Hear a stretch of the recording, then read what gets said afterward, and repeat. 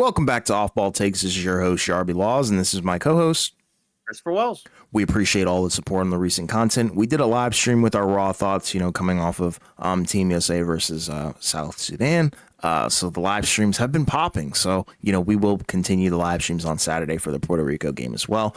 We do have a comment from Miami Heat Zone, and he said, put some respect on Bam Adebayo. I think, we have been singing his praises, and we both think that he's going to be, probably one of the guys, if not the guy, to gain the most probably from this Olympic run going into the next season. So, yeah, give me your thoughts on that. Yeah, I mean, I agree. I mean, we've kind of been harping on it from the beginning, right? Where, anytime he's out there, right, he's making a difference, right, on both ends of the floor, which is kind of the cool part because we've always known he's, how terrific he is on the defensive end. But the cool thing here is, the leaps he's taken on offense. And, it's not that he's ever been a bad offensive player because that's not been the case. It's just, kind of some of the other aspects to his game, like the 3-point shooting, right? Because we already know he can kind of score, in one-on-one situations, posted up to, or facing up. But, the 3-point shot is something that we weren't really seeing until, the latter part of last season, right? He didn't take that many threes, but, we saw him become more comfortable taking them over the course of the season. And now he's done it at a pretty consistent clip for the Olympics. So if that's something that kind of carries over into the regular season, that would be kind of, that'd be kind of a boost for Miami on the offensive end, especially because then that allows you to kind of put another big next to him. Considering, again, he can only do but so much as an individual, even though he's done a lot. But, again, like that's the tough part. Yeah, I mean, we've already talked about Miami a little bit, and we'll eventually get to them for their off-season breakdown. But please, kind of stay tuned for that. But we have been singing Bam's praises. Before we do get started with today's content, please don't forget to like, subscribe, and follow us on Instagram and TikTok at the OBT Podcast for more content and updates.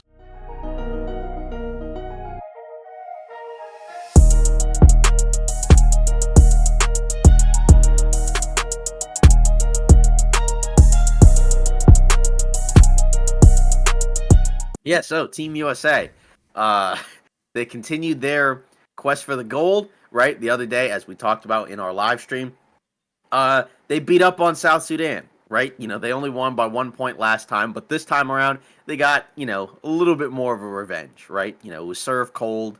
Again, like, even though it got competitive at certain points, like, there were a few times they got it within, like, somewhere between 15 to 9 points, but by and large, they were up pretty comfortably for most of the game and never really felt like they were going to lose. The big thing in this one was that they changed the starting five, right? They took out Drew Holiday and they also took out Joel Embiid, right? And they replaced them with AD and Jason Tatum. And again, like all those guys played pretty well in the starting five. Steph didn't shoot well. He was 1 for 9, 0 for 6 from 3. But, either way, right, like he does, provide some value as a shooter, floor spacer, passer, we already know that. We don't have to get into that. But, the big story obviously was the fact that, you had one guy who got DNP'd in the previous game in Jason Tatum who started, and then another guy who started, right, and has been very much maligned over the course of his Olympic play in Joel Embiid, and he went from starting to getting a DNP. Now, according to Steve Kerr, said he's going to start and play next game, so that's kind of something interesting to see, right, where he's changing the lineups each game. And some of that could also just be based off of, the matchups, right? He mentioned, people have mentioned, and he's mentioned as well, right, that South Sudan, it's a smaller but faster team, and it's not really quite as suited for somebody like Joel Embiid, who's big, but it's very clear he's, still not quite in the best of shape, so he can't move as, as mobile as he normally would. And it's just hard because his game, it's a little bit harder to translate into FIBA basketball. And it's not that because he's a post player, it's mainly just because, it's very much related on, individual stuff, right? Like scoring, he's become much improved as a passer, right? But that's not really, his strength, right? His strength is obviously his scoring ability, for sure. And, it's just a little bit different in FIBA because you can pack the paint. There's no defensive 3 seconds, right? Everybody, has kind of talked about this at different points. But, with Holiday, he still played.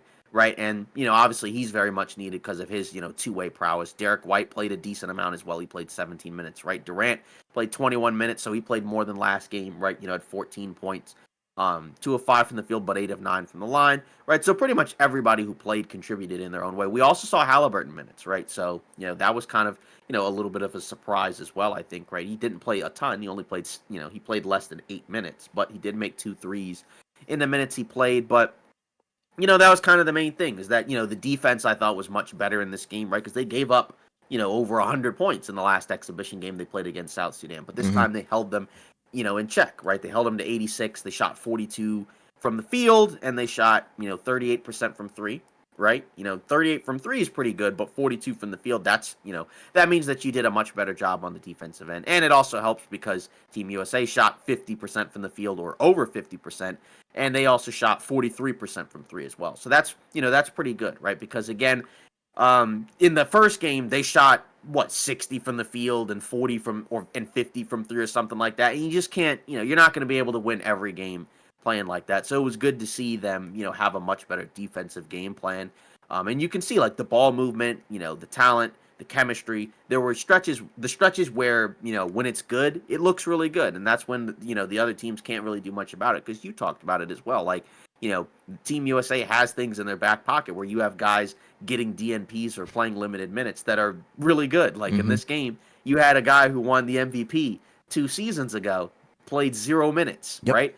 You had a guy in the first game, right, who was the best player on a finals team, play 0 minutes in a game, get a DNP, right? Another guy who, was the best player on a team that went to the conference finals in the East, right, in Halliburton, he was a DNP in that first game. So, just a lot to like about what we saw. It was good that you didn't necessarily have to have one guy, go crazy off from the field in order for them to win. I mean, I guess that was kind of Bam, right, who had 18 points, 8 of 10 from the field, 2 of 3 from three, 2 blocks. But overall, it was a really good team effort. So I think that was kind of something good to see on both ends of the floor. Yeah, I mean, I kind of want to start off by kind of tipping my hat to South Sudan. A lot of people didn't expect them to be on the stage in the first place. I think they're playing, obviously for a little bit more than ball, which has kind of been the the storyline here. But yeah, shout out to them because they have some guys on there that did their thing. Shout out to Wenyan Gabriel, although he did foul out. Grabbing 10 boards amongst the likes of Anthony Davis, Bam Adebayo, Jason Tatum, guys like that. That's pretty awesome to see. So yeah, shout out to those guys. But if we're talking Team USA, yeah, I mean they dominated this game. They took it personally. That's kind of what the narrative has been. I think this game was played, I think, from the standpoint of mutual respect from both sides, because I feel like in the first game, in the exhibition game, that is, Team USA, they didn't really take them seriously, if you want me to be honest. They were a little bit lackadaisical, but here they're like, okay, beating South Sudan by 1 point is bad. It's a bad look on the United States. So what they did was, they came out firing. They look pretty good. And that second unit is just, they continue to shine and do their thing, no matter who's in the second unit. If you want me to be real, like, right. If you could swap anybody and put them there, I feel like that second unit is still going to carry the load.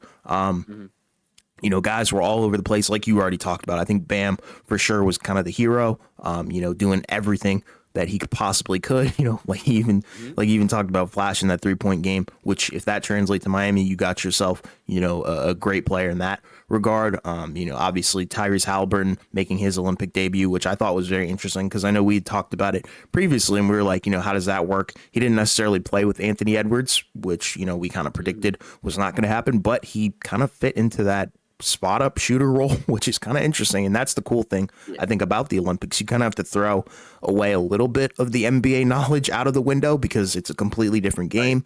And, at this point, these guys, they're not like all these guys are the guy on their team probably. But, when they're together, there is no quote unquote guy. So, they're fitting into different roles. Like you see Jason Tatum kind of being a weak side help defender and trailing guys, alongside Kevin Durant, Derek White, obviously, and Drew Holiday doing their thing and doing the thing that they do for the Boston Celtics. But to see Tyrese Halliburton be a spot up guy is pretty cool as well. And then obviously, Anthony Edwards, he did his thing as well.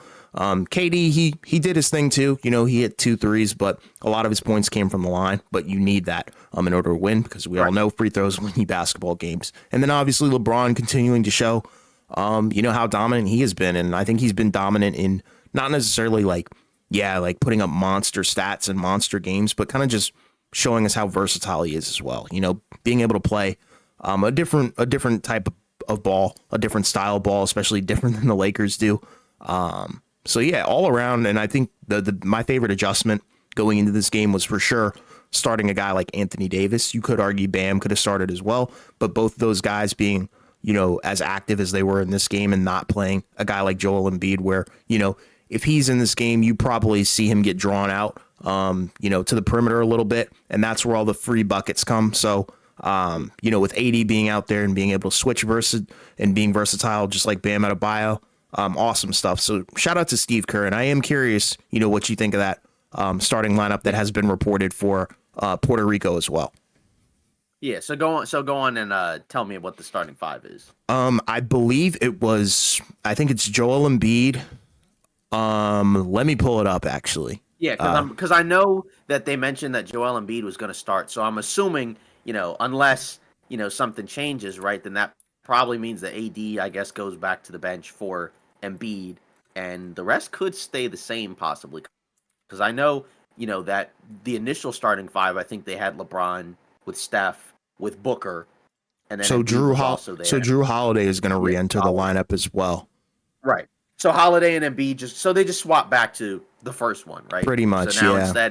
Instead of Tatum and AD, it's back to Embiid and Yeah. Drew Holiday. Yeah. So I mean, that was the five that we saw initially, right? And Yeah. obviously we know that there's pros and cons to, all of them, right? Because obviously, when you have, Embiid and Holiday out there, right? With Embiid, you have to play a little bit slower. It's kind of hard to play fast because, he can't really move like that right now, right? Obviously, he brings a different, type of, skill set, right? Because, he's playing, like a little bit more one-on-one style, right? Like in the post compared to, like Bam and AD can do pick and rolls. Sure. They can also post up, to be fair, and they can also kind of operate within the offense, right? Where they can kind of run some of your offensive sets as a passer. So it's a different look. Obviously with Puerto Rico, they're not that big either, right? So, again, like, this should be probably more of a speed game. But again, you're not also going to be able to just kind of all right, this guy is just not going to play anymore, right? Like you're not going to have a situation where Embiid's not going to play anymore. Yeah. It's just not going to happen because they recruited him, to the team. And I was kind of surprised that he ended up not playing at all in the first place, right? Because, we kind of thought that, we assumed he was promised a starting spot, which I'm sure he was, but he didn't play at all, right? It didn't sound like, they really meant anything by it, so like it could have just been for rest, but also it was clearly strategic because they're just like, yeah, it's not going to work against, that other team. But, I think regardless, like, the talent is there, so that you should be able to find a way to make it work. It's just tough because, like, if Embiid's out there, you kind of have to involve him in the offense. But that only is going to work if he's actually providing you with a lot of offense, right? Because, in some of these games, you can tell they're trying to feed him. It's just not working. And it's not like, and to be fair, you're not trying to harp on one guy, right? Because, again, they're still winning these games. It's just very clear, like, which guys are kind of their best guys out there that they probably need to play more versus which guys they probably need to play less. And that's kind of shown in, as to why, like, some of the other guys' minutes have been, a little bit up and down, right? But for the older guys, you don't want them playing like 30 minutes. But we know there's going to be a point, right? There's going to be a game that may be a little bit more competitive where somebody's just not going to play. They're just not going to play as much, and they're going to have to kind of adjust. But, I liked most of what they did. The turnovers are still kind of problematic. But, again, that's just going to happen, like, over the course of, these games, especially, again, with South Sudan, like you mentioned, give them credit because they played hard. They played up and down the floor on both ends. Mm-hmm. So, again, really, really impressive showing by them, even though, again, it was a, more of a lopsided game. But, Team USA, I mean, they're going to be tough, right? Like, I mean, as we've already mentioned, and as most people understand, like, this is clearly the most talented team of the group, of it. Well, yeah, this is the most talented team of any of the men's, basketball teams. But, to see the growth, from game to game, and they're going to have to show that, if they want to win the gold, it's good. Because, again, like we saw initially, it looked kind of rough. Yeah. But it got better over the course of the exhibition games. And now, you can kind of see it starting to come a little bit more full circle, right? Which is good. Because, like you mentioned, everybody can kind of do different things. Because, with a guy like a Jason Tatum, he can slide in and, yeah, he only had 4 points, but he helped out on the boards. As you mentioned, he helped out, with weak side defense, help defense with blocks, right? Devin Booker, right, chipped in, with 10 points in that game, right? And, again, some of these possessions and points came in at different times, but, that's the cool thing is that all these guys can play and contribute at a certain level. Even a guy like a Derek White, right? Like that's probably your quote unquote worst player, but that's a guy that was a starter for a championship team. And he's also a very good player in his own right. And, again, kind of putting him in a role where he's just kind of coming out there in spurts to just kind of, cause chaos on the defensive end and hit timely shots. That's a great role for him because, now you're not, he's not playing like, up and down, run and jump basketball for 30 minutes. It's, like somewhere between 15 to 20. So there were a few guys that got banged up in this game. I'm assuming they'll be okay for the next game, right? I think Holiday had an ankle injury. I think, Derek White had a back injury off of like a blind pick. Yeah. And then I think AD tripped over Wenyon Gabriel and I think hurt his ankle as well. Mm-hmm. But, all those guys ended up coming back and playing. So it didn't really seem like it was anything that was hampering anybody. It's just kind of something to think about. Yes, sir. Yeah, shout out to Team USA and definitely shout out to South Sudan as well.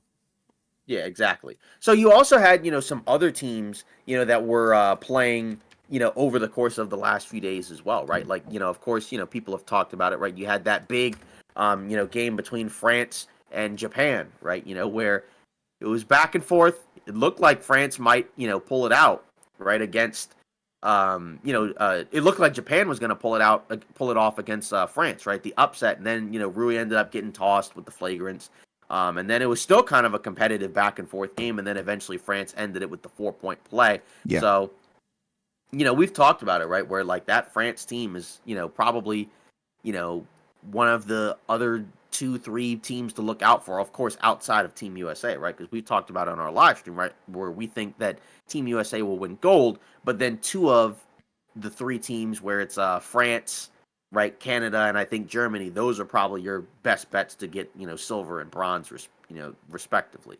Yeah, I mean, all 3 of those I think are the guys who are contending for silver and bronze at this point. So, and look at their talent levels. Like, it's not Team USA, but they have some top guys. And really specifically Canada. You look at who they have in SGA, and then obviously France. They have Wemby and Gobert in the same front court, which is pretty awesome. So, I'm kind of hyped to see what those matchups are going to look like, but. I've liked what I've seen thus far from the entirety of the Olympics. A lot of standout guys, and we already talked about on live stream, but I have a bold prediction where I think Wemby's probably going to be borderline, if not top 10 player in the NBA next season. NBA. Yeah, exactly, and he's kind of showing shades of that in the Olympics and what he's been able to do, looking very efficient from the 3-point line as well, and just growing as a NBA player. And that's the key thing for a lot of these young guys and, guys who don't have that Olympic experience is to grow from it. And this is their time to shine. This is the world's biggest stage. So, shout out to all the teams that are available. And Germany, too. Like, I know I didn't mention them, but, I think they're pretty deep. They've got some creators. I'm looking really at Franz because this could be his chance to kind of have a bounce back from the playoffs. Especially after getting paid that max money, which we hadn't even, I don't think we ever talked about, but we'll talk about them when we get to the Magic offseason. Yeah, like I feel like his stock, the Franz Wagner stock has taken a little bit of a hit. I'm not selling on it yet. Like I'm still high on the guy, but yeah, I think the majority of people are high on him. But after that playoff appearance, you're kind of expecting him to come back home, from the Olympics, and then you're expecting a leap, and I think that's the right thing and right mindset to kind of have about the Olympics is look for the growth, look for the leaps, because at the end of the day, I think we all know what's kind of set in stone here with Team USA probably winning gold. Yeah. And then, just a quick mention of some of the other ones, right? Serbia, they destroyed Puerto Rico 107-66. Germany beat Brazil 86-73. And Canada beat Australia 93-83, as well as Spain beating Greece 84-77, right? So, of course, people know who's on some of these teams, right? Like, say for Canada, like SGA, RJ Barrett, Kelly Olynyk, Andrew Nembhard, right? Australia's got like Josh Giddey, Josh Green, right? Jock Landale, right? For Germany, Dennis Schroeder, right? The Wagner brothers, Daniel Tice, right? I mean, Brazil, I'm trying to think who's on there. I know what was it, Bruno Caboclo, who used to be in the NBA, I Yeah. think was on that team. I think also Guy Santos, right, of the Warriors, he's on there, right? Raul Neto. Oh, more so guys that used to be on NBA teams, but not there anymore. Yeah. Right. So, if you know some of those throwback names, those are probably names that may ring a bell. Mm-hmm. Um, and then Japan, right? You got Rui Hachimura and Yuta Watanabe. Yeah. And then, of course, for Greece, you got Giannis. Yes, sir. So the next one, as we mentioned, right, Team USA is going to be playing Puerto Rico, right? That's on Saturday, right? So obviously after that game, we'll be doing a live stream, so check us out during that point. So, once we get to that, then obviously we'll talk about that after it happens. Yes, sir. Yeah, so now we got some more offseason to get into, right? This time around, we're doing the Philadelphia 76ers, right? And this one, there's a decent amount to break down, right? Because obviously they had a very busy offseason, right? Probably the busiest offseason in the entire NBA, right? Mm-hmm. And again, this is kind of something where, kind of just as a little spoiler, I want to shout out Philly, right? Because I think that they've had probably the best offseason Yeah. in the NBA. And, it's kind of funny because now, when that you go back and you start with that Harden trade, right? When they traded him to the Clippers, and at the time when it happened, right, both of us said that we liked it more for Philly because of the fact that it gave them first, you got out of a bad situation, right, with a guy who clearly did not want to be there. So that's something that you always have to kind of fix. And then in addition to that, right, it allowed them for more flexibility, either right to upgrade the team at the deadline last season, or right possibly pivot and move into free agency with all that cap space. Now, at the time, we didn't really believe that they were going to get a free agent because we didn't think anybody was actually going to want to come to Philadelphia. But something happened, and somebody ended up actually coming to Philadelphia, as Mm-hmm. well as others, right? Mm-hmm. So, people have talked about their offseason on end, but, we can obviously get into it, right? Paul George, right? He signed a 4-year max deal, right? Well over $200 million with the Philadelphia 76ers, right? That's kind of the big offseason acquisition for them, right? He leaves the Clippers, right? And again, of course, at the time, we didn't know this was going to happen, right? But of course, after a while, there were reports, right, where the Clippers, they ended up not offering him that extra year, right? And then he ended up leaving and going to a team that gave him that extra year in the Sixers, right? So that's their big acquisition, but it wasn't just him, right? They re-signed Tyrese Maxey as a restricted free agent to a big max deal. They brought in Caleb Martin from Miami, right, on a 3-year deal. They re-signed Kelly Oubre. They re-signed Kenyon Martin Jr., or excuse me, KJ Martin. They brought back Andre Drummond from a couple seasons ago, right? So he's returned as their backup center. They signed Eric Gordon. They signed Reggie Jackson. They signed Kyle Lowry. And then they also drafted Jared McCain and Adam Bona, right? So, again, very, very busy offseason. So it sounds like the starting five is probably going to be Maxey, Oubre, Paul George, Caleb Martin, and then Embiid, right? Because I remember when Oubre first re-signed, it was kind of reported as he was going to be their starter.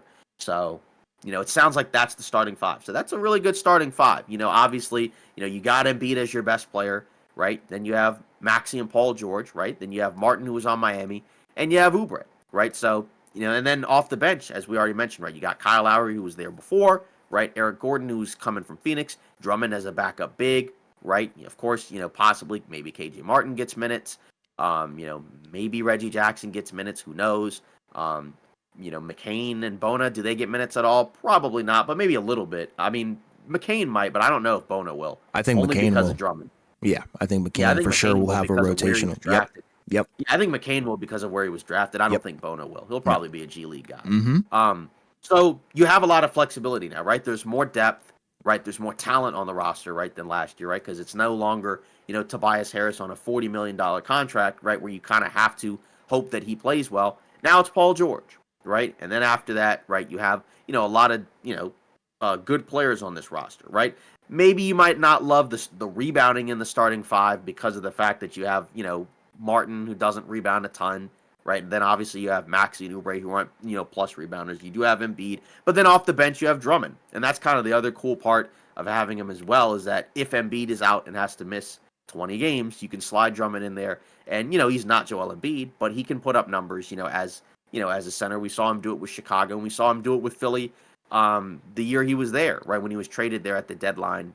When he was traded there at the deadline or whatever, right? So Mm-hmm. no, he went to the Nets at the deadline. Yeah, Nets, I think. Yeah.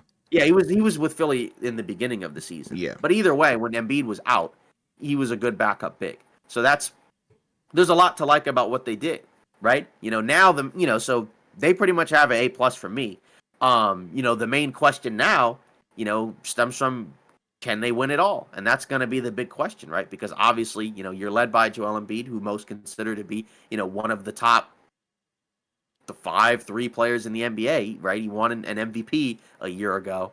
But obviously, there's always been questions about him, right? Mainly from a health standpoint, but even from a production standpoint, right? In the playoffs, because we know this is a guy where come playoff time, it just seems like he doesn't have enough juice, doesn't have enough legs, and then just, can't quite replicate what he normally does in the regular season, right? Especially when it comes to, just from a raw stats and also from an efficiency standpoint, everything kind of just goes downhill, which is rough because, again, he is, supposed to be one of those top guys, right? Paul George, that's another guy, right, who's oftentimes kind of been up and down in the postseason. He's had some great moments, but he's also had some rough moments at times, right? He was not particularly great, in that Dallas series, but he's had some other really good series as well, right? He had some great Indiana series, and to be fair, right, that year the Clippers went to the conference finals, right? He was really good.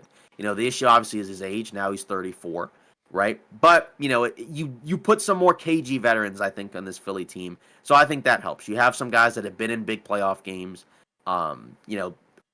slash a lot of playoff games, so that's good. It just all comes down to, again, can they make a run out of the East? And this probably is going to have to be the year to do it, because I know that obviously you have this group for several seasons. It's just the issue is now Embiid is already 30, right? He's coming off of a year where he tore his meniscus.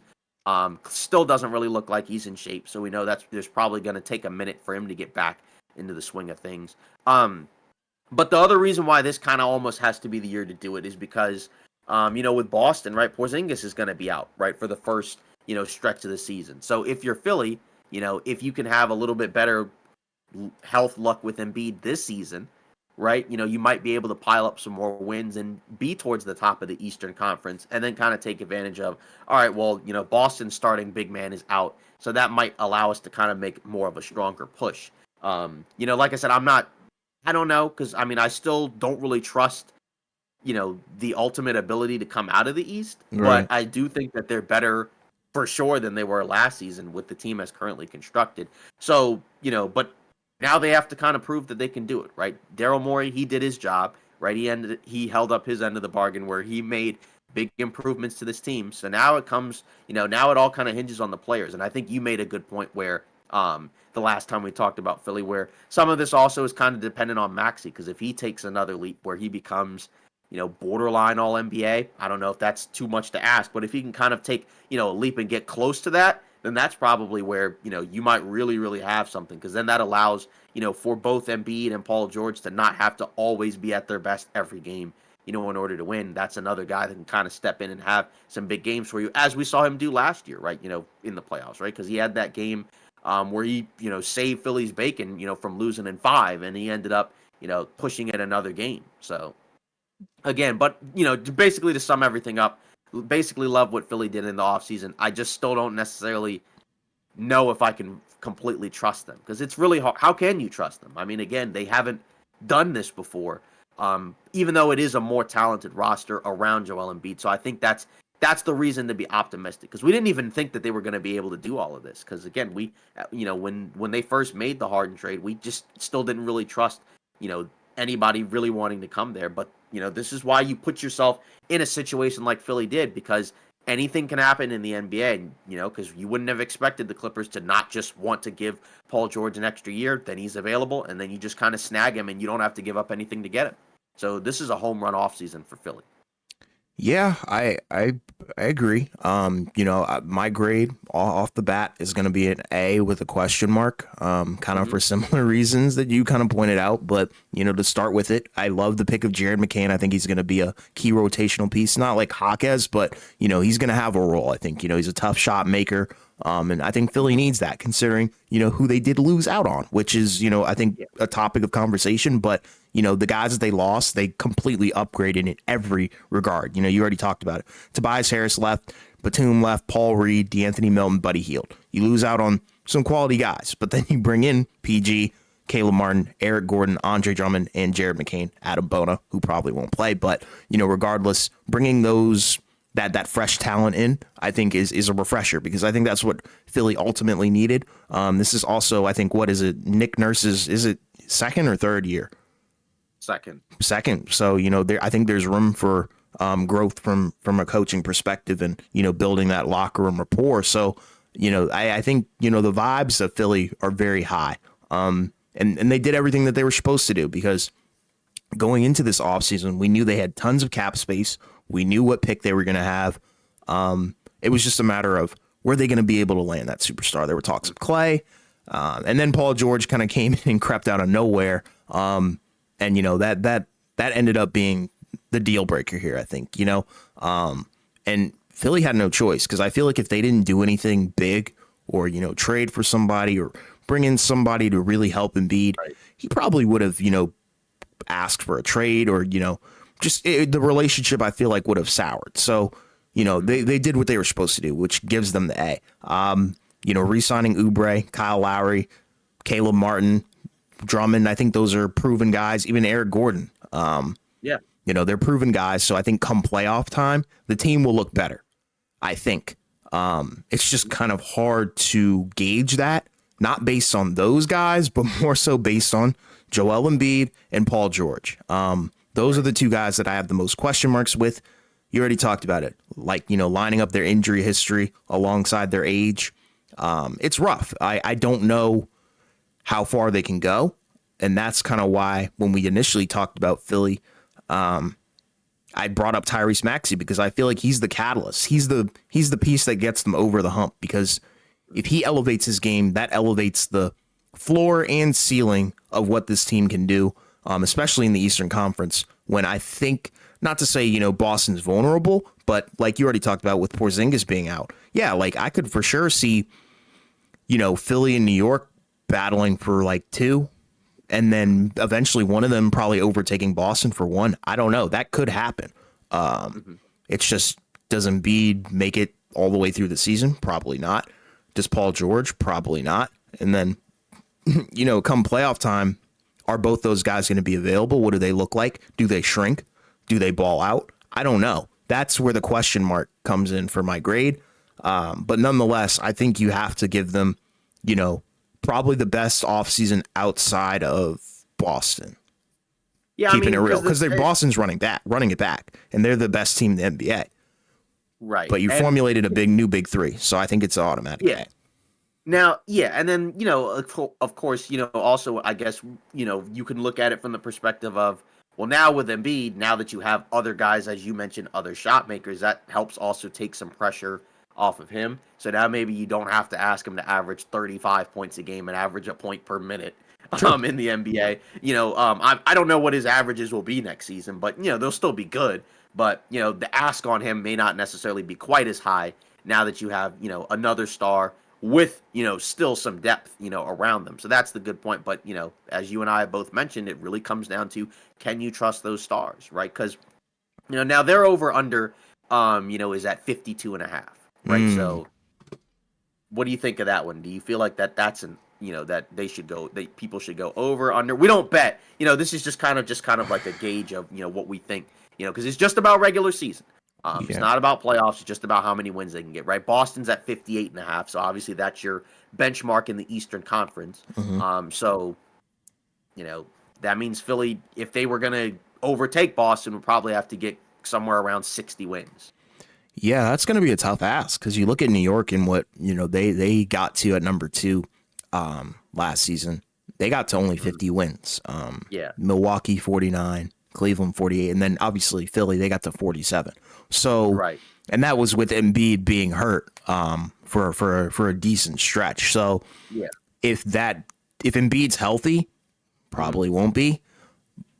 Yeah, I think they get over that. If Paul George is healthy too, then they'll be over. Yeah, but I don't think he's going to be healthy. But that's the beauty in kind of having a guy like Paul George. Right. But that's also the problem with having a guy like Paul George as well. If he's healthy, like I could see them getting above that. But if neither of those guys are healthy, they're in the same exact spot as last year. And Yeah, and for Paul George, the higher usage that you need of him, probably the less, the less productive he's also probably going to be. Yeah. And then you also kind of look around at the East, right? Brooklyn's going to be worse, so that's another team, that you'll be able to eat up, and kind of get easy wins against, right? The Raptors, I guess they'll be better, but yeah, they'll be better, but like, are they going to be like 15 wins better? Probably not. The Hornets, if they're healthy, will be better. And then the They're still Wizards all will. barbecue chicken though. Yeah, they're still not going to be able to beat, those teams. And then, Chicago will also definitely be, a lot worse, right? Yeah. So that's kind of Yeah, the that's other a good factor point. as well, is like the bottom of the East is worse. Um so, just to kind of, I know this is a little bit off, off track, maybe a little off topic, but say like compare Philadelphia like to Milwaukee, right? Okay. Because I think with Milwaukee, it's kind of interesting because, most people I feel like generally would tend to probably trust, like a Giannis, right, in a big game situation more than an Embiid. Yeah. But it feels like everybody's kind of, out of Milwaukee, right? So where, because I know you mentioned, New York and Boston. Where does Milwaukee kind of, tie into this? And we'll get into that more when we get into the Milwaukee offseason.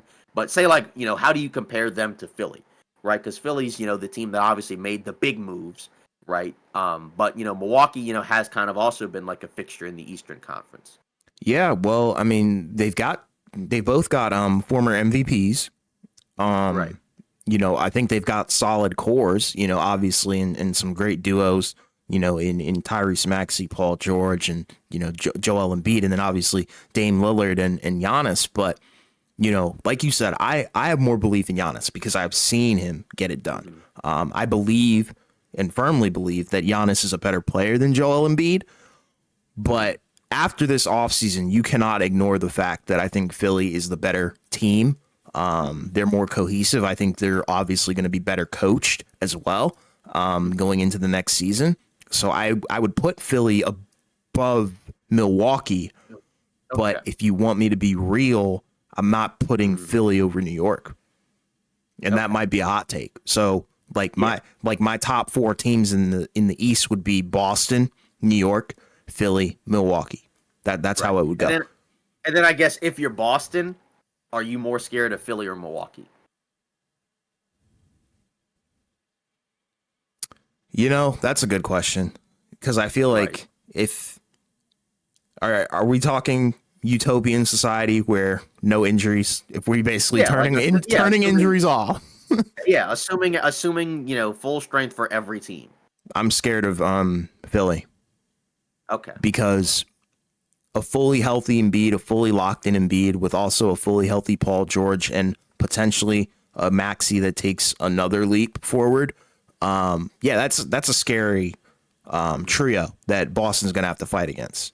Although, Okay. if it's utopian and injuries are off in this, simulation, then you also have Porzingis as well. So I think, that's kind of the thing where Boston's so versatile. But do I think that Philly would beat them? No, but I think they would give them, a 6 or 7 game series. And I think they would be genuinely afraid of them. Just because I feel like Milwaukee, they did upgrade in terms of the defensive stuff, but I feel like there's still kind of holes, in that starting lineup and really even the It's just depth, like, if you want me to be real. yeah, it's just like Philly. It feels like there's a little bit more depth. Like maybe you get to like 8 guys. Whereas Yeah. with Milwaukee, it could be like, 7. Depending on how you feel. I guess you still have the starting 5, and then you got some. They added some playoff guys, but it's kind of tough because I mean, like it's like you said, because it's like with Milwaukee, it's like you trust Giannis more than Embiid, but it feels like the composition of Philly's roster is better.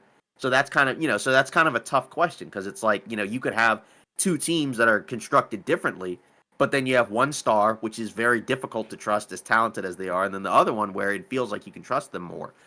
So it's gonna be tough. Like I feel like Milwaukee will be better, but I also think Philly will definitely be better as well. It's just again you still have to factor in the reality of injuries, right? Although Giannis has been banged up at least in the postseason, Very so true. that's something you have to kind of factor in as well. But Embiid is the guy that generally misses a lot more games, so that's mainly the concern. But the optimism angle would be you have enough talent so that maybe Embiid's workload isn't as high. So hopefully he doesn't have to miss as much time. Or worst case scenario, if he does miss time, you're not completely DOA because you have a lot more depth on your roster, even at the big spot. So Yeah. either way, I think there's a lot to like about what Philly did this offseason. And, now they should have a really good shot of being able to pull it off. I don't think they will, but it won't be because the roster is just garbage and is not good enough, right? There's going to be some other factors, I think, right? Yeah. Like at this point, you have a pretty good team. So, It all comes down to health for me, if you want me to be right. real. Yeah, because with Boston, outside of Porzingis, you don't really have to answer questions about health because their No. main guys are generally very durable. And, Yep. that's kind of one of the reasons why it's a little bit easier to trust Boston, even though, right, it's very difficult to go back to back, right? Because no team has gone back to back, since the 2017-2018 Warriors, right? And you can argue that that's the most talented NBA team ever. And even then, right, that second year, right, the back to back year, right, it took everything, right, for them to get out of that 7-game Houston Rockets series alive, right? They could have very easily lost that series. So it's very difficult to go back to back. But this is more from a Philly perspective. So, I mean, they should do better than last year. Hopefully, as long as Embiid's healthy, like worst case scenario, second round. But that's what they've been doing every year, to be fair, other than last year. So Yeah. that's kind of the problem is now you have to kind of make the conference finals with the, at Yeah. this point, because Embiid is 30. So how many more elite years are you going to have of him, especially considering his injury history? Like this is, and that's why I'm saying like this is the time to do it, especially with the Porzingis injury for the first half of the season. Because what if because there could just be a scenario where he just doesn't have a healthy season. And I know that Boston was able to win the title without him, but if the East is better, it may be a little bit more difficult this time around. Yeah. Championship or bust, I feel like is a little Yeah. bit is too. I think that's too heavy of an expectation for this season. But I will say, like you said, they need to get to the conference finals because if they don't get to the conference finals, then kaput. Like, what was all this for? And I feel like that's going to trickle down into the next year, and forever how long they want to keep this core of guys together. But that's my point. Where I'm like they have to make the conference finals because that's what the only thing they haven't done yet. Of course, other than winning a title. But it's not the end of the world if they don't win the title. But everybody's been clowning them for not even getting out of the second round. So then if they get out of the second round, right, then conference finals I would say for them is a successful season. It's a little bit difficult than say like Boston where it's like their championship or bust. Because they had already been to the finals before this season and they've been to the conference finals almost every year. So, whereas with this, Philly team, they've tended to be a team that a lot of people tend to like, but then they end up just kind of not being able to go far enough. And that's usually because Embiid's been hurt. So hopefully he can have a healthy season.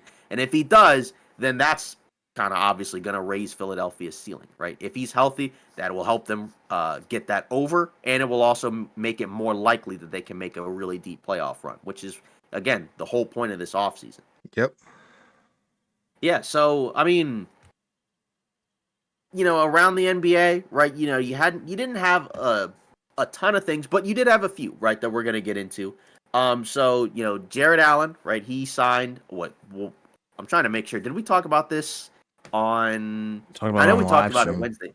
Okay, yeah, all right. So then I didn't really need to say anything. Okay. Anyways, so now we're gonna get into some off-season stuff. You had a few, a handful of stories, that occurred over the last few days, right? Jared Allen, right? That was kind of a big one where he, signed a 3-year, $91 million max extension, right? So obviously we've been talking about the Cavs pretty consistently as of late, right? Because they haven't really made any earth-shattering moves, but what they have done is they've, maxed out and extended a lot of their core guys, right? Obviously Garland signed his extension, right? Like a year or so ago. And then Mitchell, obviously, this offseason, he signed that big 3-year extension. Mobley signed like a 5-year extension, and then Jared Allen now signed a 3-year extension. So pretty much all their core guys, right, in that starting group are all, locked up and extended for multiple seasons. Obviously, they fired JB Bickerstaff, who we saw at the Vegas Summer League, and then also they ended up hiring Kenny Atkinson, right, as their new coach. Right. So, again, they haven't done like a lot in terms of personnel, but obviously now they've kind of quieted down the concerns, and rumors of, because now they've kind of eliminated the issue of, okay, is Donovan Mitchell going to leave or something like that. I mean, obviously he could get moved at some point in the future, but signing that extension, he's, not going to be moved anytime soon. So now all those guys are on long-term deals, and you hope that the younger guys kind of progress and get better. We've talked about it on the live stream, right? Evan Mobley, if he can get better, if Darius Garland can have a bounce-back year, right? If they can continue to find a way to make that fit, that pairing, that group of players work. But then you still kind of need some work on the wings, right? Because we don't know what's going to happen with Isaac Okoro, right? There's been talks about maybe it's a sign and trade with possibly Brooklyn, or, maybe something else. I don't know, but maybe it's the qualifying offer, right? And then he, leaves after that next season, kind of like Miles Bridges, although he became an unrestricted free agent and then re-signed. But this is good for Cleveland, right? Because obviously now it's a very expensive roster. It's going to continue. It's going to be even more expensive, right? Eventually they'll be in that second apron, but you can't let any of these guys just walk. But I guess with the extension, it also, at least for now, right? Because I think once you sign the extension, you're not really eligible to be traded for, I think it might be 6 months or something like that. So now with Allen, that takes him off the table for any deal, right, for a while. So, what are your thoughts on this extension? I mean, it makes sense if Right. Cleveland is doubling down, and I think Donovan Mitchell was the start, then Evan Mobley, then you're like, okay, so they're just going forward with this roster, which isn't bad, because I feel like the question marks come into filling in for the core of guys. Like, I feel like you just need one more guy. You need an upgrade from Isaac Okoro, which I don't know how they're going to pull that off. Probably won't. And then, the guy that I'm really looking at is Evan Mobley, because if he turns into, what he was projected to be, then holy cow, that's an elite team. If he can get the shot together, if he can, figure out a little bit more on offense, then yeah, like I'd be way higher on Cleveland than I am right now. I'm expecting a huge bounce back year from Garland. Me personally, I don't know if the two can coexist between Garland and Donovan Mitchell, but they could prove me wrong. That's very possible. We've seen them have. It would help if you had a really good option at the wing, but it's just so tough because you already have basically 4 max guys playing together. Yeah, exactly. But but as for Jared Allen, I love it. And I already talked about it on live stream. I did not know that he was 6'9". I thought he was 6'10", 6'11". I know it's probably the fro. But regardless, what he's able to do and how he plays above his height is awesome. I think he's vital to this team. You saw what he was able to do pre-injury. He was amazing. Borderline all-star, if you ask me. So, yeah, awesome guy. And well-deserved, too. And, this gives him, a sense of security, because immediately when the offseason started for these guys, which was, pretty early, I think earlier than people might have thought, but, he was on the chopping block. Like, people were like pretty much calling for him to get traded alongside Darius Garland. So, to kind of see them have a sense of security, double down on the lineup. These are our guys. Hope, for internal development from the younger of the 4, in Garland and Evan Mobley. I think that's kind of what they're really banking on. Right. Yeah. And that's the thing that I think that's kind of ultimately what it is you're just betting on, internal development and growth from the younger guys on the roster. And if they can improve, right, then that's really what's going to, raise the ceiling for this team. Yes, sir. But they still have to figure out the option at that starting small forward spot. Because, again, we got to figure out, right, is it going to be Isaac Okoro or is it going to be someone else? Because that's, ultimately the question. Because, again, it's tough because, when you already have 4 max guys, that kind of means that the 5th guy is probably going to have to be, a cheaper guy, right? So, and it feels like Okoro, fine player, right, but probably doesn't fit there next to that group of guys. You probably want somebody a little bit bigger, probably want somebody who's a little bit more natural of a 3-point shooter, right? That's why, that's why names like Cam Johnson and Dorian Finney-Smith, have kind of, popped up, right? Because say from Brooklyn, right, we know that they're tanking, so we know that they're ideally going to want to probably kind of try to ship some of those other guys off, if they can, right? Because you don't really need guys like Cam Johnson or Dorian Finney-Smith on that Brooklyn roster. They're probably better suited, to help out other teams. Obviously, Cam Johnson is going to be more expensive than Okoro, but he fits really well as a guy that doesn't really need the ball, really only is, kind of out there to space the floor and shoot some threes. Yeah. Questions defensively, I guess. And then with Dorian Finney-Smith, right? He's more of a defensive-minded guy, but he's also a little bit older, right? And, hasn't been quite as productive as of late. So that's kind of, kind of something to look at and question, but you could also say if he goes to a better team, right? Where his role is going to be, you know, his role and his usage isn't going to be like quite as high. Maybe that might also help because that's just, and that's kind of, you just don't know, right? That's kind of like a 50-50 thing there. But for Cleveland, the big thing is, which is good for them, is that they, if they're going to keep all these guys, you might as well re-sign them and pay them. It's just the road to improve the team is going to be tougher outside of hoping that that starting five improves. Because, after that, you can't really add too many other additional guys to the roster. And this is not a roster that has a ton of depth, right? We've, talked about that at different points, right? It was like, they signed Max Strus, who was fine, right? But then you also have like Georges Niang, okay? Sam Merrill, okay, but probably more so a regular season player, not really a rotational playoff guy, right? Who did they bring in buyout market wise, right? It was like Marcus Morris Sr. They also had Tristan Thompson, I think, as a backup big. Yeah, So, not good. not like a super, not like a super strong lower half of the roster, but the starting five is pretty good. It's Yeah, just, I guess you're hoping new coach, more progression from the new guys. But I feel like they're probably going to do about the same as they did last year, right? They'll agreed. probably win somewhere around 50 games, be a top 5 seed in the East, and then, maybe get to the second round, but probably not much better than that. Agreed. But I do think, there could be reasons to be optimistic if they're healthy, in terms of their playoff success possibly. Because, they were banged up a lot last year. So if Yeah. they can win that many games, but then actually go into the playoffs with their full group, that could be a possible reason to be optimistic. I just don't know if they're going to be good enough to be one of the last 2 teams remaining in the Eastern Conference where it's like one more win and we get to the finals. I don't know if they're going to be on that level because that's No. a very high, that's a very tall task, I think. Yeah, they're not in that tier yet. Yeah. Also, going around the NBA, right? It sounds like, according to The Athletic, that the Knicks don't want to trade Julius Randle. They've given no indication that they want to trade him, despite an expiring contract, right? He's got a $30 million player option at the end of next season, right? They could give him a big 4-year, $180 million extension, but it doesn't sound like they're interested in giving him an extension as of right now. And again, it's tough, right? Because we've already talked about, like, what's the move for him, right? Because you could move him and get back pieces, but he's also really good. And, you might want to, at the very least, worst case scenario, see what it looks like with this group of guys around him.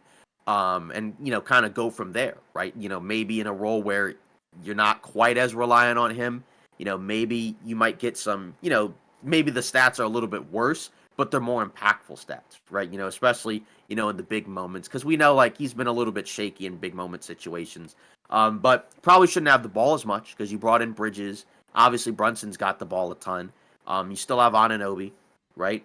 But I do kind of wonder what's going to happen, right? Because obviously, they lost Hartenstein, but they still have Mitchell Robinson, so they still have some guys. But what do you think? Because again, I don't expect him to be traded really anytime soon. Because I feel like they're probably going to just look and see what, play it out and see what it looks like, before they really do anything drastic. Because I don't know if there's any like rest of offseason moves coming for them because they've already kind of done, a decent amount with the Bridges deal. But, what do you think about that, right? Because long term, maybe it might be better to move on, but short term, you might want to at least kind of look to see what it looks like. But, at the same time, it feels like the story with him kind of has been the same for a while. But again, maybe you could hope that in a lesser role, or at least a role where, like I said, his usage isn't quite as high or shouldn't be expected to be as high. Maybe he's more productive come playoff time because that's really been the issue for him, not really so much regular season. I mean, if you want me to be real, I think New York needs him as of right now. Right. I think Yeah, he needs to be on this exactly. team. You need that extra guy. And Yeah, we saw obviously, what happened in the playoffs yeah. last time without him, where they just didn't have enough. Yeah, and obviously adding in McCall Bridges is awesome. Another factor I feel like that is potentially a case with this is Jalen Brunson taking the pay cut. I think Right. that's a sign of leadership. Potentially could maybe trickle down to Julius Right. Randle and he takes a pay cut. Who knows? Yeah, possible. I think Yeah, that's kind of what the article was kind of hinting at. Yeah, so that's a possibility, which would be cool because I think it's all about winning. You want to be flexible as possible and extend your championship window, considering what the CBA looks like and how that can really handicap a team if everybody's really all about the money at the end of the day. So I think you for sure need him because he's going to be another Yep. option that you can go to in the playoffs. You don't have to rely on maybe some guys who are a little bit streaky like Right. DiVincenzo. We know that he's kind of up and down, although Julius Randle is one of those up and down guys, but I think he Yeah. does up and down a little bit better than Dante DiVincenzo. Right. What does the starting lineup look like? Probably move Josh Hart to the bench if you want me to be real. Yeah. That's fine. For sure. Yeah. I Probably think Brunson, Bridges, Adenobi, Randall, and Robinson. That's probably the starting that five. that's freaking elite if you ask me. If you want me to be real. So I think and if you subtract Julius Randle's name, I think the value of that team goes down significantly. So Mhm. I don't think there's any worry, and I don't think he should be on the trading block. If you want me to be Right. honest. Yeah, and that's kind of something that I do wonder, like, with that starting group, because I mean, do they go for Randall at center and then Mitchell Robinson as the backup big? And, I I don't don't know. like that. I You don't know, like that. because I do wonder, like, who's the backup center? If the starting five is the initial one that we laid out, right? Is Jericho Sims still on the team? Yeah, Yeah, so is it him? probably.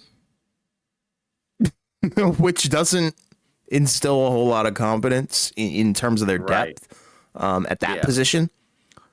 But Yeah. having guys like Dante DiVincenzo and Josh Hart coming off the That's just bench, Achua? maybe. But Because I I think, mean, yeah, 'cause he's back on the team. from So what I saw from him, I don't know. It didn't look too crazy. I'm trying to think of who else is on the team. yeah, I mean that's it pretty much for bigs. I mean they have the aerial guy on the two way, but that's a No. two way Yeah. contract. Other than that, you don't really have any other real centers. Yeah. I mean, like I said, after Randall and Robinson, your front court's Jericho Sims, Kata Bates, Jop, the Dadier guy they drafted, but he's not a big. He's more like a wing. And then Achua. Unless you're talking about like small ball OG at the five or No, no, no, something no, like no. that. I feel like Yeah, Randall would be too stressed out at the vibe. right, Considering who you would have to guard on a night in, night out basis. I just don't think that's ideal. Like, right. yeah, offensively, it's probably awesome, but defensively, I feel like not that he's a bad defender. I just feel like he's just gonna Yeah. struggle a little bit too much for my liking. It'd be nice if you could find some Robinson insurance because I just don't necessarily know if you can trust him to He's stay not gonna be healthy for an healthy. entire No, season. no, he won't. So yeah, that's kind of the issue. Yeah. Speaking of the CBA, right? Another thing that's kind of been going around, according to Fred Katz of the Athletic, who was also reported the Knicks stuff, mentioned that teams are horrified of the second apron, right? Which the NBA's prohibitive second tax apron has teams running for the proverbial financial hills, right? So basically, we've talked about it where the second apron, it's really tough, right? Because once you become a repeat offender, you can't do things like use the mid-level exception. You can't sign buyout guys.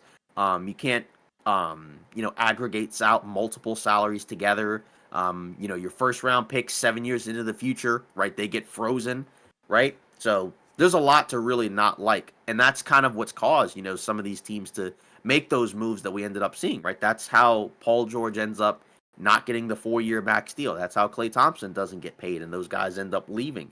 Um, so, it's really difficult, right? But I'm curious to see like at a certain point how these teams kind of navigate around it because, again, it's tough because there are going to be some teams that are going to use it as an excuse to not really do much, but then, that's kind of the funny thing about the Celtics is that they were able to kind of put their team together before that happened and now it's a super expensive roster, but there's not really a whole lot that they have to really do compared to some of these other teams. Like, say, Phoenix is the second apron team. And even though they signed Tyus Jones and they'll probably be better, right? They're not close to what Boston is, as a team. And they just won't have the same level of flexibility. And there's other teams in that second apron as well, right? Like Denver is in there, right? I believe Minnesota's in there as well. And there will be teams in, the upcoming seasons that will be in there. I think the Knicks will be in there. The Cavs, I'm sure, will be in there at some point. And I think the Bucks are there too, if I'm not mistaken. Yeah, I mean it's tough. That's why I think you kind of have to tip your hat to teams that are in that situation, but are kind of working their way around it a little bit. Like, you look at Minnesota, they were able to pull off getting Rob Dillingham and Terrence Shannon Jr., who are on rookie deals and will be contributors and will be in that rotation. I can guarantee you that. And that's where it also stings for Denver, where you lose KCP. And, I like the move personally. You had to, replace him with Russell Westbrook. But that's a complete identity shift in terms of what you're going to probably be doing and what you can and cannot run, considering, who will probably be starting in place of KCP. So, kind of a tale of two cities for some of these teams. But regardless, the CBA, it is what it is. This is what was passed and this is what we have going forward. So everybody agreed to. So exactly. And I mean, I guess it does kind of give you more competitiveness. I don't know, but it feels like everybody's kind of working a little bit harder to get to that end goal and work to be a real dynasty, because the teams that, have been more willing to spend, well, now if they do, they get punished for it. Right. So now that's probably going to disincentivize some of these teams into spending. And then high obviously risk, high reward. And then obviously for the teams that don't want to spend, well, now they can just use the second apron as an excuse. Yep. Yeah. Also, according to Woj, the Grizzlies, they re-signed Luke Kennard, right? 1 year, $11 million deal to stay with Memphis, right? So, Memphis, they should be a team that, next season, right? It's kind of funny because everybody kind of forgot about them because of all the injuries. But, if they have, even relatively decent, luck in terms of their injury health, they should be probably like a top 5-6 Western Conference team, next season, because of the fact that obviously 2 seasons ago, right, they were the 2 seed. You just got to hope, again, that all their guys are healthy. Also, all their young guys progress, right? And that all these moves work out, because we haven't seen a whole lot of games with this new group of guys, right? Because like Dylan Brooks is gone, Steven Adams is gone, right? In their places, it's like Marcus Smart, like Zach Edey, right? Zaire Williams, right? He was moved, right? But I don't really think they even really got anything back for him. So, that was kind of just like a salary dump. Yeah. So, you're replacing with G.G. Jackson anyway, so. Yeah, exactly. Yeah. So, I'm kind of curious to see, what this team looks like next season. But I would think, again, if Ja's healthy and if, Desmond Bane and Jaren Jackson Jr. are healthy and they're all productive, that should be, one of the 5-6 best teams in the West next year. And that could possibly shake some things up. Because, again, when people talk about the Western Conference, and how deep it is, right, that's a team that's going to kind of just come out of nowhere and possibly be a 50-win or close to 50-win team because of the fact that, when they were healthy, they were one of those teams and they just had a horrible year, a nightmare season in terms of just not being able to stay healthy at all, right? They had I think 30 different players at different points play, for their team. Yeah. I think all the guys that you mentioned are, great players, and yeah, I think they for sure will factor into how good this team is going to be. But for me, the deal breaker is Ja Morant, because I think people forget and are very quick to forget how good this guy was before, he was like missing a top 10 guy before, all that. He, yeah. And I would even say, if you want me to be real, underrated in that aspect. That might be glazing to some people, but, that's just my personal point of view. I think the guy, is elite, and, he's going to come back with a vengeance. And I think that's going to, for sure, strike some fear into people's hearts. Huh? I think his agent put out a statement basically saying what you said. Oh, really? Yeah, his agent kind of, put out a statement that would, Mike Miller, I think he basically kind of put out, something saying look out for Ja next season. Yeah, it's going to be scary. I feel like that revenge tour is going to be one where, he's taking no prisoners, and, rightfully so, because the guy can Ja Morant is coming. Yeah, he said Ja Morant is coming for all the work this year, all of it. How soon they forget. That's all I'll say. Oh, wow. He's about to come for it. Oh, wow. So, yeah, okay. basically kind of like what you said. Jeez, that's crazy. But, yeah, shout out to Ja Morant, because I think, he's got a lot to prove and reclaim. I think that's kind of the sentiment that I'm going into next season with, is it's like the season of reclaiming, because I feel like there's a lot of guys who have a bunch to prove. There's been a lot of talk. There's been a lot of chatter about certain players overtaking certain positions. Some people are high on guys, some people aren't. But, I feel like everybody's going to kind of be going into this next season with a chip on their shoulder because of all that transpired in the past couple. Yeah. And now, last but not least, the Oregonian, right, as mentioned, that the Blazers, they have the goal of trying to move at least one of Anthony Simons and Jeremy Grant, right? So we've talked about this at different points where, Portland, they had, an interesting offseason, right, where they drafted Klingon, right, traded for Denny Avdia. But it does feel like some of the veteran guys don't really need to, stay here long term. I would think Grant would be the one that you would want to probably move more just because, age wise, you don't really need him anymore at this point, right? Whereas Simons is younger, but Portland does have a lot of guards. I mean, they just signed, I think, Devontae Graham, as another guard to add to the team, So you got Scoot, you got Simons, you got, who's the other guy? Shaden Shane Sharp. Sharp, Yep. right?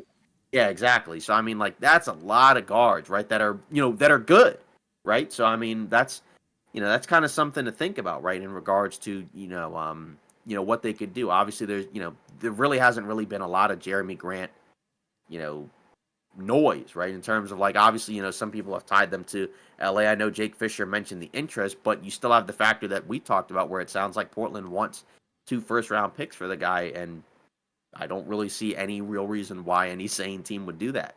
Yeah, I feel like both the guys that you mentioned, good players. I think these are deadline candidates. I don't see them being moved in the offseason. I think these are guys that we'll probably hear their names around the deadline because I think Right. Simons is an intriguing one because I don't think we've really ever heard any noise about him in terms of him being moved because I feel like he's like one of those sneaky underrated players.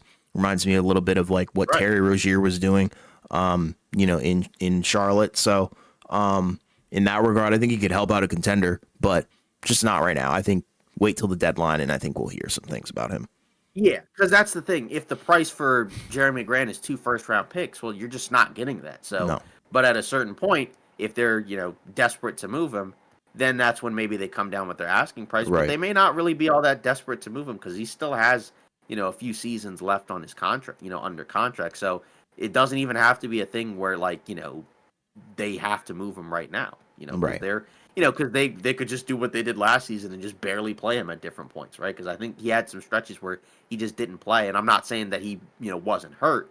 It's just, we've seen Portland kind of, stealth tank at different points where, oh no, all of a sudden all of their main key contributors are all out, at the same time. Like, right. I'm sure that's not a coincidence. So, but either way, yeah, like I would think if I'm Portland, I would be more inclined to try to trade Grant, but I feel like Simons might be more intriguing to most teams. And it's not even again, it's not even that Grant's bad, it's just the contract is kind of insane.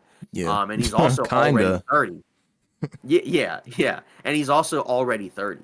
So that's the other factor is, how many more really good years is he going to have, right? Also, and then as others have talked about, right, the fact that he's, kind of been mainly used as a scorer in Portland, right? So he doesn't really rebound, not an elite defender. So is he going to do that if he goes to another team? He's going to have to, right? Because you're not going to be probably like a 20 plus point per game. Like let's say he gets traded to LA. He's probably not going to average 20 points a game in LA playing next to LeBron and AD, and whomever else, is on the roster if they, traded for Jeremy Grant, right? Yeah, Presumably one of the forwards and probably D'Lo is in that trade, if I had to guess. But, you still have other guys like Austin, right, that could put up more points if D'Lo's moved or something like that. So I don't know, but it just it's not a deal. It's not a guy where you give up the farm in order to get. You know what I mean? Like you yeah, said, that's a guy that could possibly be more like like that would be a solid deadline acquisition for a team if they needed more wing depth. But it's not a guy that you give up the farm for, right? right, Like it's just not. Like he's not worth multiple first-round picks. And right. again, the issue for the Lakers is from their perspective, it's not like it's 30 million in dead salary, right, that you're getting rid of, right? It's not like, a couple seasons ago where it's Russell Westbrook, who you don't want anymore, making almost $50 million and you can trade him for multiple pieces. You'd have to give up 30 million worth of like, actual rotational guys, right? Because, again, a semi-realistic package would be like a D'Lo, plus, like a Rui or something like that, right? Like D'Lo, Gabe, D'Lo, Rui. Those are, you know, two of those three guys, right? Last season were good. So, you don't necessarily want to just give up multiple good players and a first for a guy who is good, but, I mean, is he elite? Like, not No, the really. Lakers are not a Well, and it's Jeremy. not really about The what. Lakers are not a Jeremy Grant away from the NBA Finals. That would be my mindset on. But even more so than that, like he's just not worth 2 first-round picks, No, anyways. Like not at that's all. not a deal. That like doing that would be kind of like a panic move, which I just think that would be very dumb Yeah, if they did. And I don't think they will do that. Like if he was moved there, it wouldn't be for 2 first. It would only be because Portland's asking price came down. But I wouldn't do it if it was 2 first, which I think tends to be most people's mindset about a deal like that. But it wouldn't shock me if Portland ended up moving because then there's other guys too. I mean, like they could move Robert Williams. I mean, some people have mentioned like a DeAndre Ayton. I don't know if they would do that. Who knows? But I mean, they're a team that I think should be a team that a lot of other teams should call at the deadline. For yeah, pieces, right? Like like them, possibly Brooklyn, possibly Washington. Any of those teams, I think you might call. yeah. But also, just one last quick thing. I know I said last but not least, Gordon Hmm. Hayward retired. Right? Yeah, That was something that happened. Yeah, that was something that happened earlier today. Right? And it was kind of surprising. Right? I didn't really expect it. Um, but he retired after 14 seasons. Right? He played with the Jazz. Right? He was he was drafted right. In the first round back in what was it 2010. Right? He yeah, was in that Paul George draft, which at this point was a while ago. I mean, that was 14 years ago. But he played for Utah, he played for Boston, he played for Charlotte, and he was traded to Oklahoma City this season. He was an All-Star in 2017. He had some really good seasons at one point, but then unfortunately that Boston injury, he just was never really able to really recover from that. And even in later seasons, like in Charlotte, where he would have good stretches, he just was never able to kind of um, play a complete season. And then, last year he was traded to Oklahoma City as a veteran guy that could possibly help, and then he just wasn't good at all. I guess he, felt like it was time to hang it up. So, best of luck to him, in his post-playing career, whatever he decides to do. But, again, he at different points was a really good player. But again, just kind of another guy where injuries kind of prevented him from, having as long of a career as he probably could have had, right? Because the last few seasons he just hasn't really played a whole lot. And if he had never had that injury, you just kind of wonder, right? Because that first year in Boston, right? He looked, he was coming off an All-Star year in Utah, right? And you don't know what happens after that, right? Like maybe they don't win a title or anything, but he could have still been really good, but it's unfortunate, but still that's still a good career, I would say, right? Not like a Hall of Fame career or anything, but still, I would say a very good NBA career. yeah, man. I mean, he's literally the epitome of what if. I feel like his years in Utah, watching him progress and then eventually Right? get out of that Yeah. to Boston was amazing. And then even overcoming the leg injury and still Right. playing at the highest level of basketball in the world. Going to Charlotte as well. I think it's just a story. It's a comeback story. Although he didn't necessarily finish. I think as high as he could have. In terms of like winning a Right. championship and things of that nature, Hall of Fame career. You still have to respect the grind, and it's nothing but love. I think.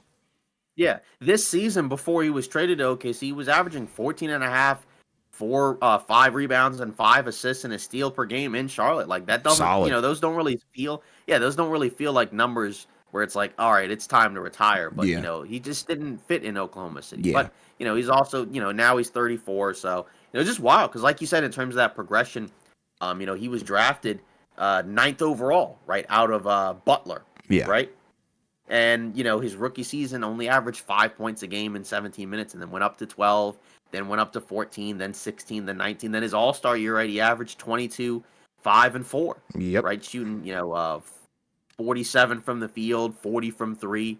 I mean, those are really good numbers, so Sneaky athlete, man. Elite. yeah, exactly. So, well, that's it for today's episode of Off Ball Takes. Again, let us know your thoughts, on Team USA, right, on Philadelphia's offseason, as well as all these other news and rumors around the NBA. Again, thanks to everybody who showed up in that live stream that we had last week, right, with Team USA. Hopefully, some of you can show up and show out on Saturday, right after Team USA plays Puerto Rico, right? Obviously, everybody knows who they are that generally comments and participates in those live streams. So thanks to everybody. Also, thanks for helping us, reach our, short-term goal of 100 subscribers. Now help us get out to 500. We really appreciate that. So again, continue to like, comment, and subscribe. Follow us on socials, and we'll either see you in the next live stream or the next video.